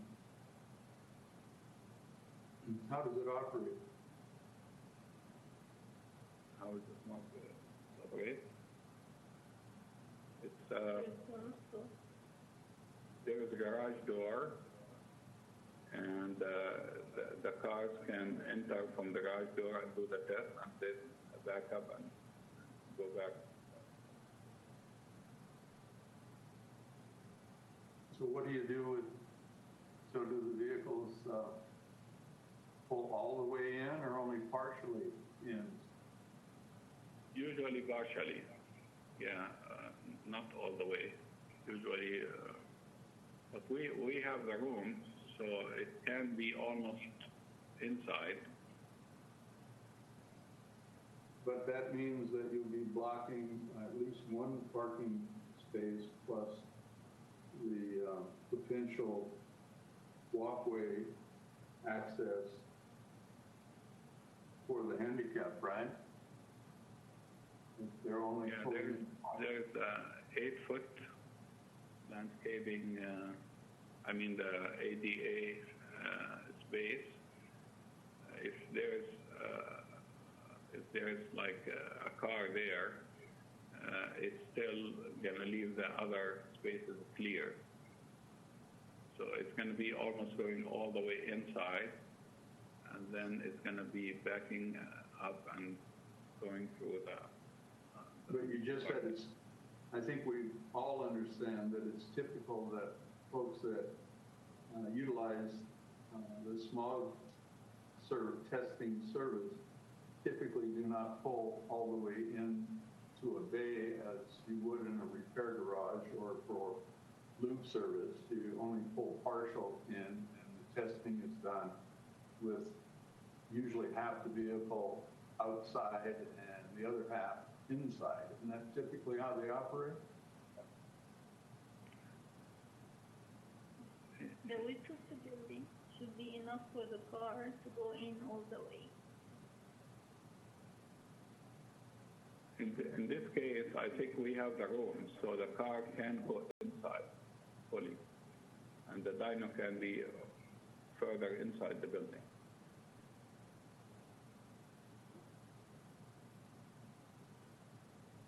So what services do you offer in the smog? Because I don't see a floor plan for that, unless there was one given. There's no improvements on the floor plan that you submitted, so we have no idea what activities are taking place in there. Should be smoke test only.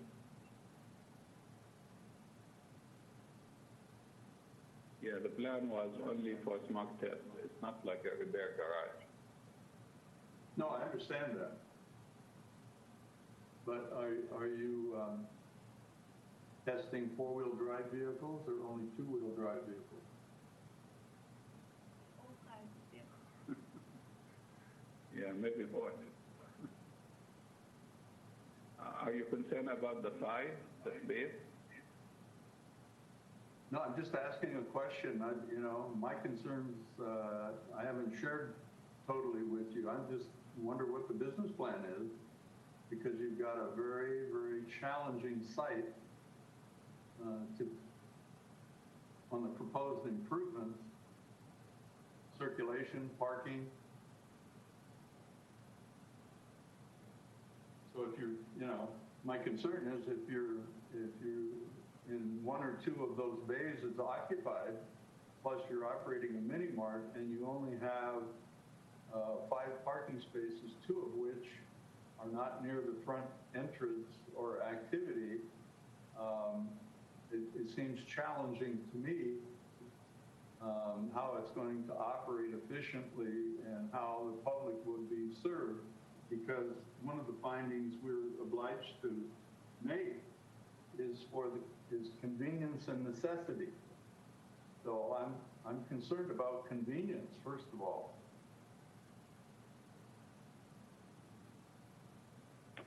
So let's move on. Okay. We asked staff to provide us with a site plan indicating where the tank farm is, and you were kind enough to provide that to us, which we got today. So where do the gasoline delivery vehicles, where do they park to offload fuel? If you see, there's the route for the truck, and the gas tanks is going to be in that route, so it will be parked on top of it usually, and then empty the gas and then get out from the other side, the other driveway. So they either have to park, they can't park on top of it, they can't park behind it, they can't park in front of it, they have to park adjacent to it. Would you agree? I'm not in the gas business, so we can answer. You're not familiar with it, I am. The reason I'm asking the question is the way that the tank farm is located in relationship to the pump island. A delivery vehicle would have to park somewhere near the exit driveway and would block the ingress and egress from 20th or on to 20th during the delivery process, because you have, depending on the amount of fuel and the number of products that you're selling, you're either selling 2 or 3 products, right? So if it's only 2, that means you have either a semi or a truck and trailer with 4 hoses, 2 for vending and 2 for fuel. So if you put that template of those vehicles on this site plan, you will see that you're totally blocking ingress and egress onto the site from 20th during that fueling activity.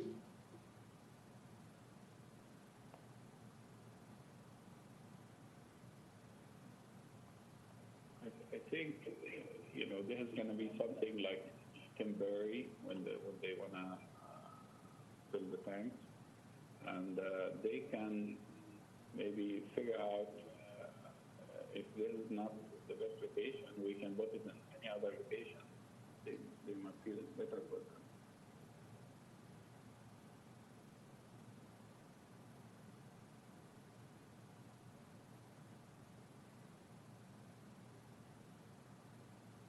Can be like in front of the company. There's some other rooms we can put it there. All right, going back to your site plan, since we're out in the yard, if you will, where is your clarifier? Grease interceptor. The clarifier for the drain? No, not for the tank, for your cooking operation. Oh. The restaurant. For the restaurant.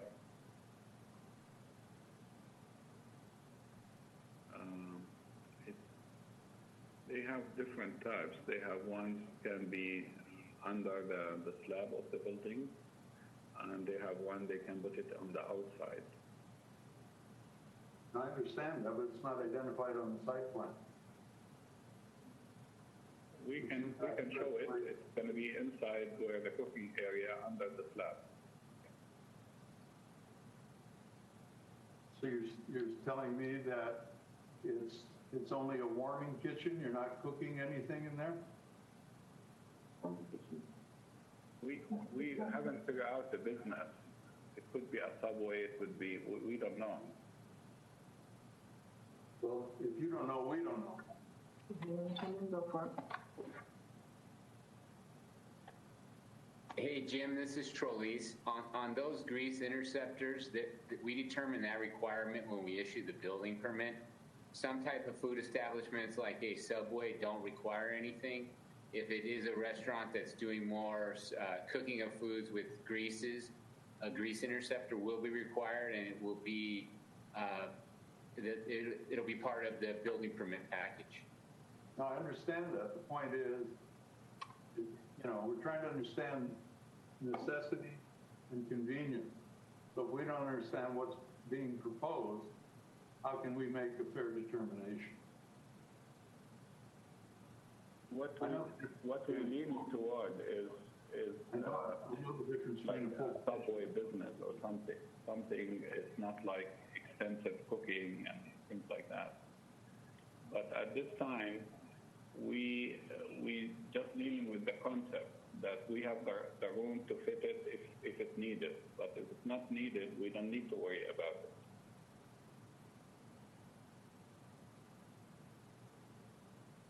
Shall we show it anyway? Is that so clarified for you?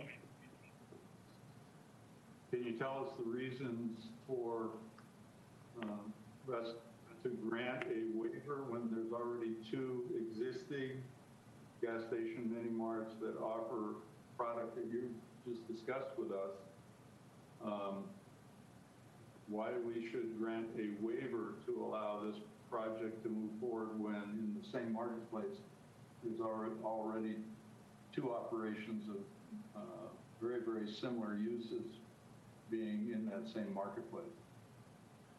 Because there is a major intersection, and for customers to go and buy it and then cross the street, that's not feasible, or that's not practical. That's what we explained.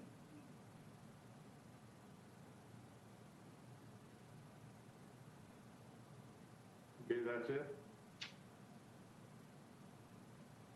So Jim, this is Jocelyn. The convenience portion of it is met because it's the only one that you can access in a westbound direction. You can't access the AM/PM or the Chevron if you're heading westbound with a left-hand turn. It's not a allowable movement at that location without doing a U-turn.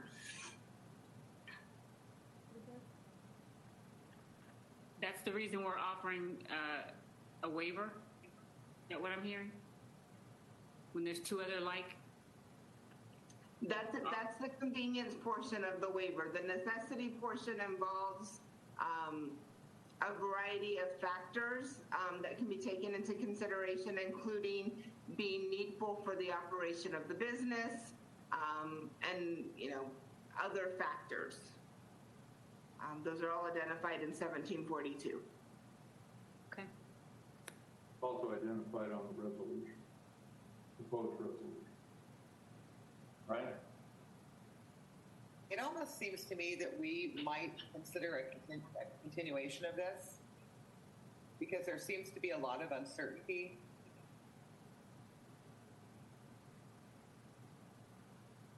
I concur that we might need to postpone this. We do need to have clear actions and answers before we actually vote on something. We need to know completely what we are voting on. That's only fair to the applicant, I believe.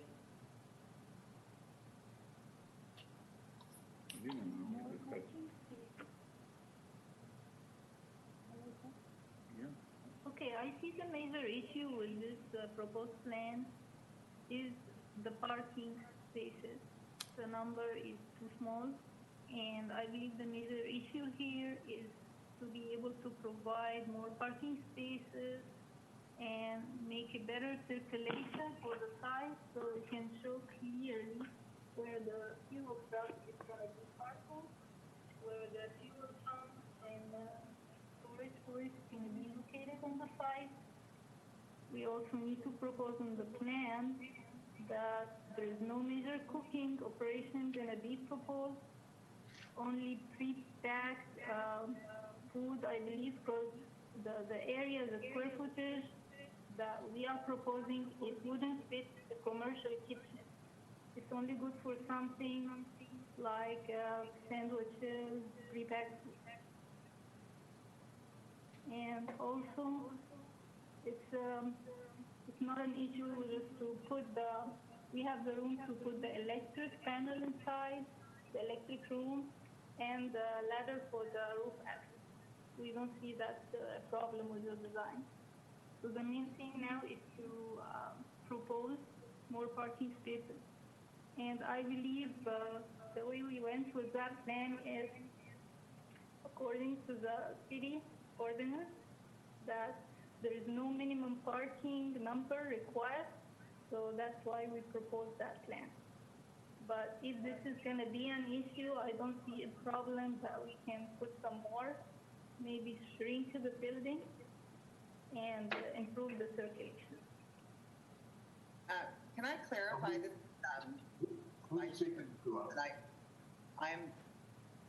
It's a little hard to hear you. I think it's not a very good connection. It's a little broken up. So I just want to clarify, when you mentioned the food pre-packaged, are you saying that you're not going to have a kitchen where you're preparing food, or I'm not sure if I understand. The way we put the floor plan here, we are not showing like a big commercial kitchen. Something like a deli, pre-packed food, something to be heated, but it wouldn't require a major cooking because there is no room really for that. Okay, I thought I had heard him mention something like a Subway, which would be Yeah, that's an example. Okay, So who's speaking to us? The applicant? I work with the engineer. My name is Christine Elliott. I work with the design and drafting of the site and the floor plan. Ms. Elliott, I think it might be best for the applicant if we do table this and continue it to when we're all in, hopefully we're all in chambers, and it will be a lot easier for us to be able to communicate together. And on top of that, our city planners can help put together the questions that we've been asking, and hopefully we'll be able to get answers to those before we convene again in July. Does that sound okay? Yes, that's fine. Okay. And I also would like to hear from the applicant himself, so that would be very helpful as far as the Agreed. Yes, if we could have the applicant present as well in July, I think that would also help alleviate a lot of the problems we seem to be having with the project. Is that possible? Yes. Wonderful, thank you. So, if we're done talking about this,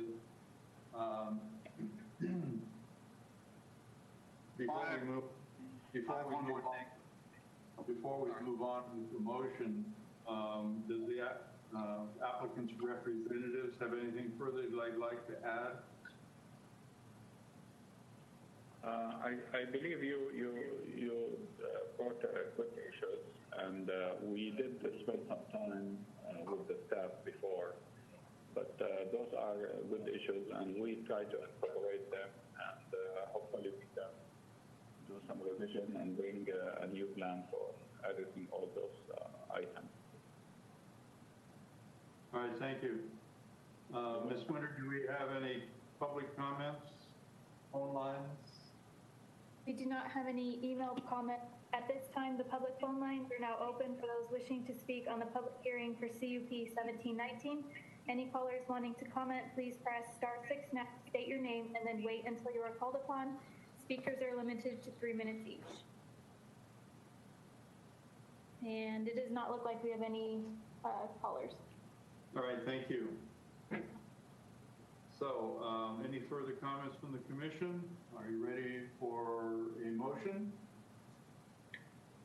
Yes. I would like to make a motion to continue conditional use permit number 17-19 to the July 20.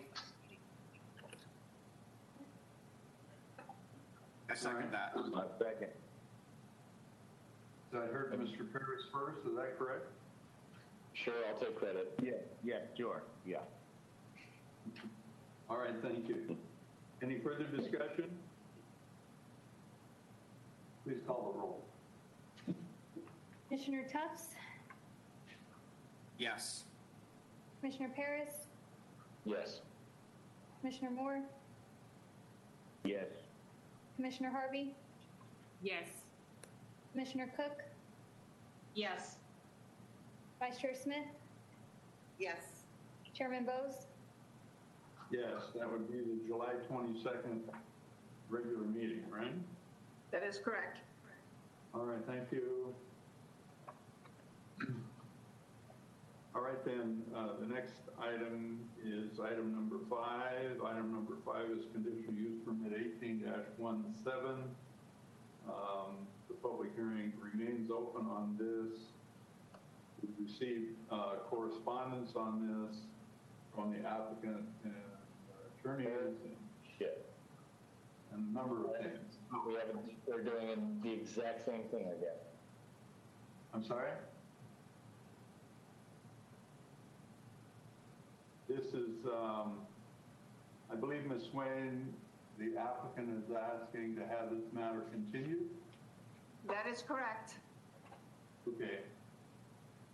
Before we consider a motion on that, does anyone wish to offer any comments before we consider a motion?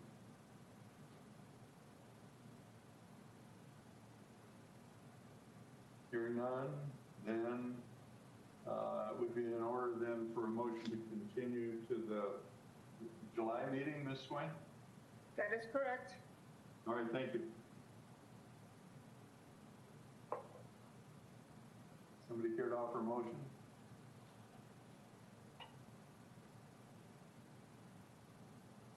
I'll offer a motion that we continue conditional use permit number 18-17 and move this to our July 22nd, 2020 regular meeting.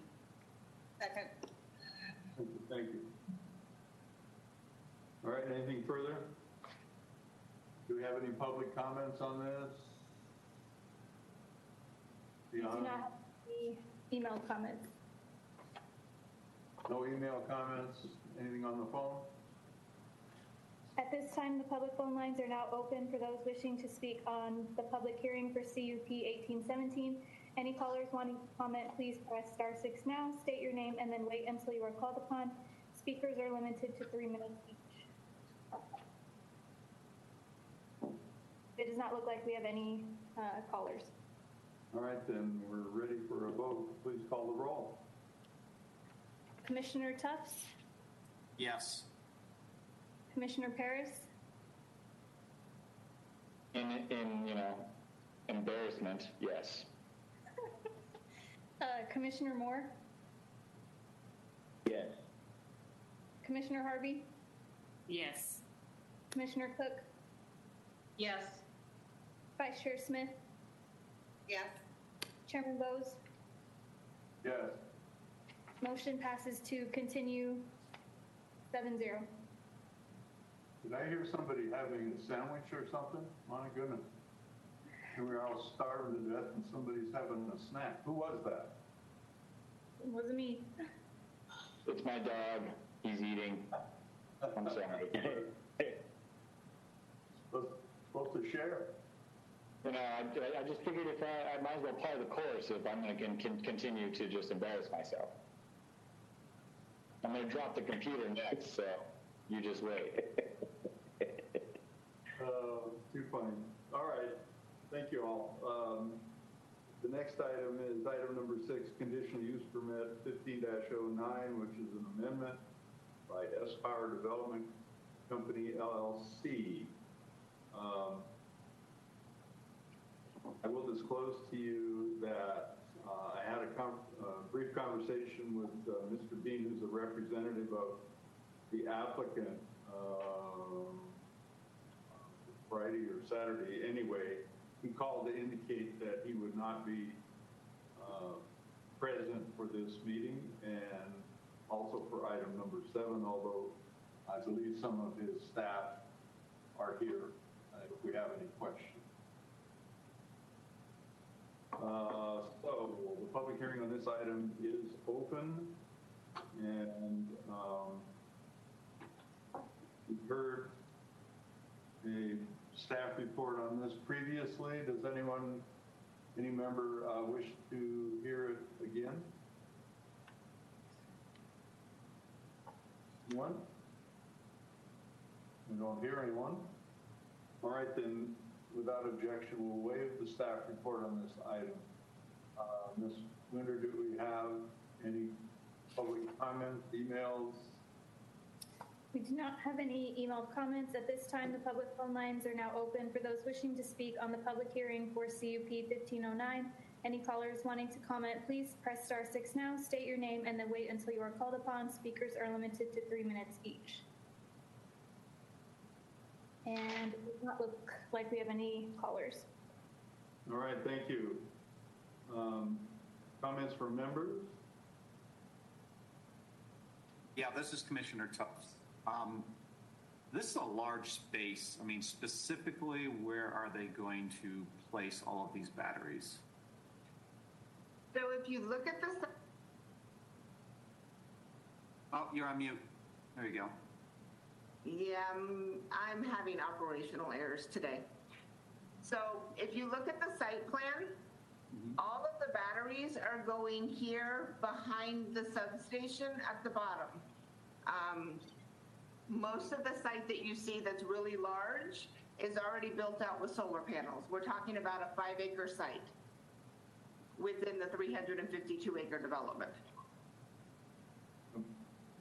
Okay.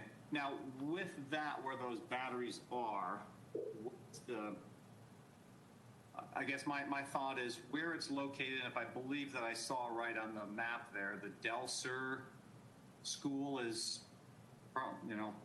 primarily downwind from that location. I'm not sure if these batteries, one, off gas, two, in the event of any sort of fire, what kind of hazard would that prevail? So these don't off gas. Delser Elementary School is 2 miles north. The batteries are contained within what looks like a cargo container. Within those cargo containers, it's temperature controlled, and it would have appropriate fire suppression to deal with any issues that happen within the container itself.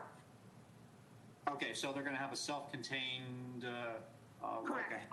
All of the batteries are contained within the cargo container type unit. Okay. And what is the storage capacity of these batteries? Do we know?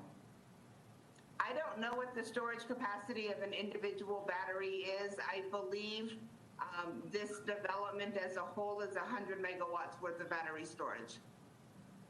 Okay. And the applicant's representative can correct me if I'm wrong. That's correct, Jocelyn. Thank you. All right, thank you. Answer my questions. All right, that's it. Anyone else? All right, then. It would be appropriate then to close the public hearing without objection and consider a motion on 1509.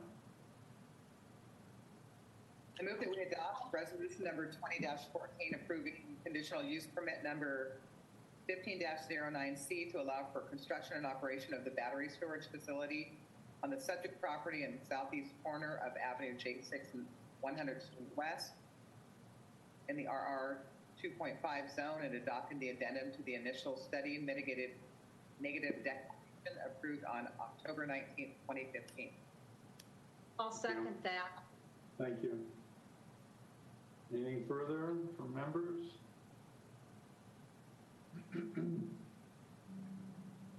Please call the roll. Commissioner Tufts? Yes. Commissioner Paris? Yes. Commissioner Moore? Yes.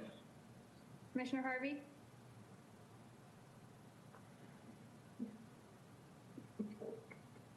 Commissioner Harvey? Commissioner Cook? Yes. Vice Chair Smith? Yes. Chairman Bowes? Yes. Motion passes 6-0, and I'll get Commissioner Harvey's vote. Yeah, our speaker's muted. I don't know if she may not have heard the call for the vote. Anyway, it passes 6-0. Okay, the next item is conditional use permit 1704, an amendment. The same applicant as Power Development Corp. LLC for the same purpose.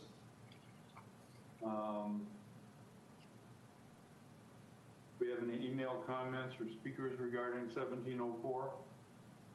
We do not have any comments. All right.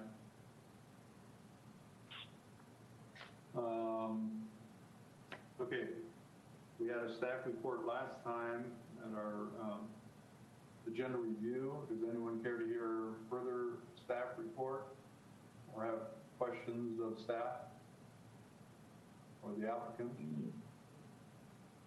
No? Nope. Do you have questions? Anyone? No? Okay. So it would be appropriate to close the public hearing without objection and consider a motion on this matter. What, before we do, did I ask you if we had comments, public or Sorry. otherwise? At this time, public phone lines are now open for those wishing to speak on the public hearing for CUP 1704. Any callers wanting to comment, please press star 6 now, state your name, and then wait until you are called upon. Speakers are limited to 3 minutes each. And it does not look like we have any callers.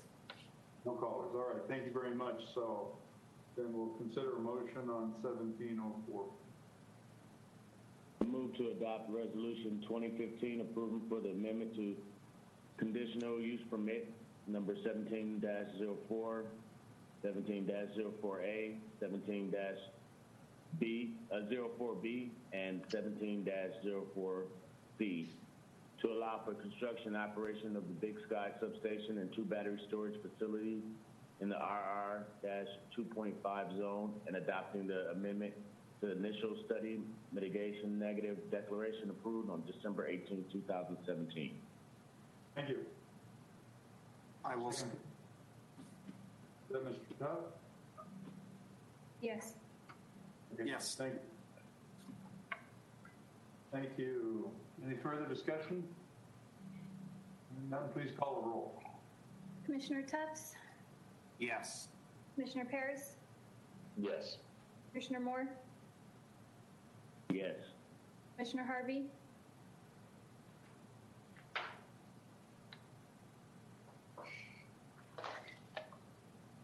Commissioner Harvey? She said yes. Yes. I'm Okay. reading her lips. Commissioner Cook? Yes. Vice Chair Smith? Yes. Chairman Bose? Yes. Motion passes 7-0. All right, thank you. Okay, it comes to comments from Ms. Swain. Do you have anything to share with us?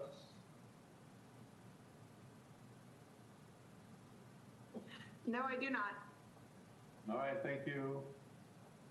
From the commissioners, anyone have any comments they'd like to share?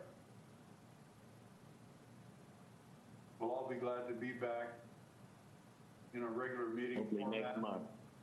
so we can see one another and hear applicants clearly. All right, very good. Yeah.